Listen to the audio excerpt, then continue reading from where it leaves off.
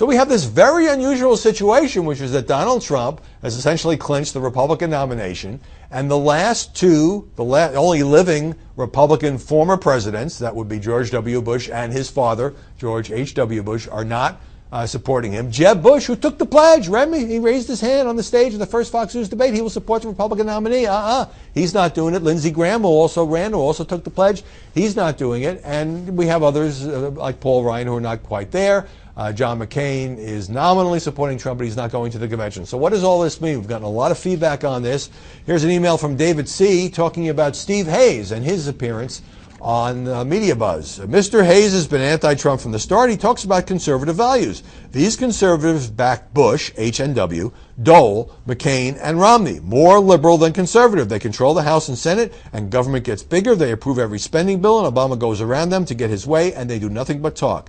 I believe it's more personal and ego that they still talk down Trump. Well, you have a point in that when the nominees were Bush, or Bush's dad, or McCain, or Romney, there was a coming together of the Republican Party, and many conservatives in the media and elsewhere, whose first or second or third choice were not, for example, Romney and McCain, did, for the sake of party unity, back those two nominees. And I know a lot of conservatives feel like they lost because they weren't conservative enough, and if just the party would have chosen somebody who was more conservative. And now Romney tried to say he was a severely conservative governor of Massachusetts, but certainly he had been quite a moderate in that job earlier in his career.